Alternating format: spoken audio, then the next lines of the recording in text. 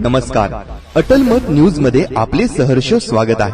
सपकाळ साहेबांनी अत्यंत ताकदीने त्या ठिकाणी त्यांचे मुद्दे मांडले.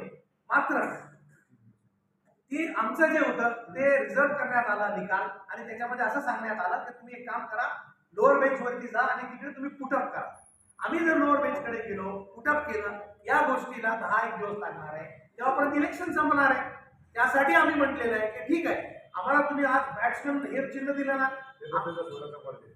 त्यांच्या मनातलं बॅट्समॅन हे निवडणूक अधिकाऱ्यांनी स्वतःच्या मनाने आम्हाला बॅट्समॅन चुनाव चिन्ह दिलं, आमच्या फॉर्मला अपक्ष घोषित करून टाकला, बाद नाही केलं.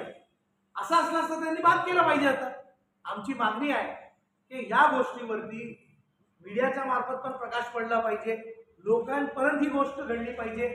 आणि आमची ही पण मागणी आहे की तुमचे जे अधिकारी असणार आहे त्यांना तुम्ही 100% ट्रेनिंग देऊन तिकडे बसवा. महानगरपालिकाच्या सन्माननीय आयुक्त साहेबांना पण आम्ही सांगणार आहे की तुम्ही ते जी व्यक्ती आहे, तेली साहेब म्हणून जे होते, त्यांनी आम्हाला स्क्रुटनीमध्ये मिसगाईड केलं, त्यांच्यावरती सुद्धा तुम्ही कारवाई करा. कारण अशा अज्ञानी व्यक्तीमुळे आमचा आज एक जिंकणारी सीट आम्हाला घालवावी लागली. एक युवा नेता आमचा, उभरता सितारा आमचा 28 क्रमांकामधून आम्ही टाकलं, त्या आमच्या नेत्याचं करिअर 5 वर्षासाठी तुम्ही टप्प करून टाकले.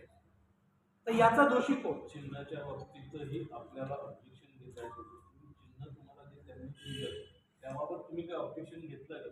मला तुम्ही सांगा, आम्ही हायकोर्टची पायरी चढलो ना ठाकरे साहेब, त्याच्या पलीकडे आम्ही काय करणार आहे? लोकशाहीचा अजून कुठला मार्ग आहे? मेरा एक सवाल है जी, कल जो मामला हुआ शिवसेना उद्धव बाळासाहेब ठाकरे के साथ जी निशानी को लेकर जी, वो ऑन दी स्पॉट उन्होंने निवडणूक आयोग को फोन किया जी, उनका काम हो गया, उनको निशानी मिल गई, फिर आप चुनाव आयोग से हम हाईकोर्ट तक जाके है ना साहब. अभी हम क्या त्यांनी बोल रहे हैं हायकोर्टानेच आपको? निर्णय दिला होता, त्यांचाही निर्णय हायकोर्टाचाच वो होता. भी एक्सेप्ट निवडणूक आयोग देत नव्हतं. हा प्रकारे निवडणूक आयोग देत नव्हता, हायकोर्टाने आम्ही दिलेला होता. तो उबाटा को निशानी मिल गई, फिर आपके साथ आता ठाकरे साहेब ऐका, त्यांनी जो चिन्ह दिला बॅट्समॅन, तो न विचारता आमच्या उमेदवारांना न विचारता बॅट्समॅन ते उमेदवारी देऊन टाकली. काल आम्ही अर्ज द्यायला सांगितला उमेदवार सुमित जयप्रकाश नावाला का सीसी फुटेज त्यांच्याकडे आहे का, ते फुटेज पण आपण काढलेले आहेत, ते तुमच्याकडे आम्ही सर्क्युलेट करू. कारण जो 1.5 घंटा त्यांनी, जेव्हा तुमची स्क्रुटीचा वेळ असतो तो महत्वाचा विषय असतो, तुम्ही जेवणामध्ये तो वेळ टाकू शकत नाही. 1.5 घंटा त्यांनी 2 ते 3:30 वाजेपर्यंत त्यांनी 1.5 घंटा जेवणाचा घेतला. यांच्याकडून त्यांनी बी फॉर्म आहे ना अर्ज घेतला, त्या अर्जावर हे पण नाहीये, टायमिंग नाहीये, काही नाही, तो स्वीकारला. बी फॉर्म पण त्यांच्याकडे आहे. आजच्या तारखेमध्ये निवडणुकाचे अधिकारी आरोप है ना मंगळ साहेबचे आहे, त्यांच्याकडे तो बी फॉर्म ओरिजिनल आहे ना, ते बी फॉर्म मी तुम्हाला दाखवलेला आहे. बघा, तुम्ही राज्य निवडणूक आयोगाकडे याबाबत तक्रार हे बघा, वो बोल रहे राज्य निवडणूक के पास में तक्रार केलेली आहे तिकडे. बघा, निवडणूक आयोग राज्य निवडणूक आयोगाला तक्रार केली का? नाही हो दिलेले राज्य आहे. निवडणूक आयोगाला हो दिलेले आहे, तक्रार केलेली त्यांचं आहे. तुम्हाला अजून काहीच नाही आलं? नाही आलं.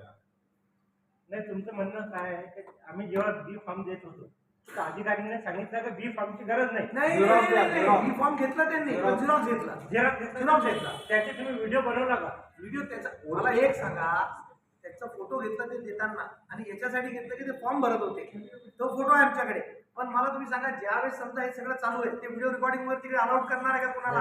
आणि दुसरं गर्दी इतकी आहे की 2 माणसं उभं राहायला जागा भेटत नाही. आपण एवढं विचार उमेदवार करतच नाही ना. उमेदवार परेशान कशामध्ये असतो ते माझा जे अधिकारी म्हणतायत, तर त्या हॉलमधला आवाज, त्या ठिकाणी असलेली गर्दी, त्याच्यावरती असलेला प्रेशर, की माझा फॉर्म एक्सेप्ट करणार का करणार नाही, याचंच टेन्शन असतो. या सगळ्या भानगडीमध्ये कोणाला सूचणार आहे का?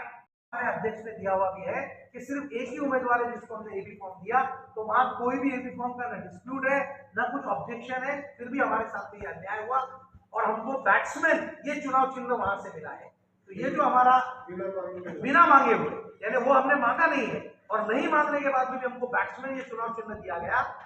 लोकशाही के माध्यम से हमको जो लड़ना है, ये शहर अध्यक्ष का वो लेटर है जिसमें उन्होंने कहा है कि हमारा एक ही उम्मीदवार वहां से 10 है, वो है सुमित जयप्रकाश नारनावरे.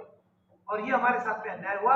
लोगों तक हम इसलिए आ रहे हैं ताकि आगे जैसे चुनाव अधिकारी बोलता है कि आप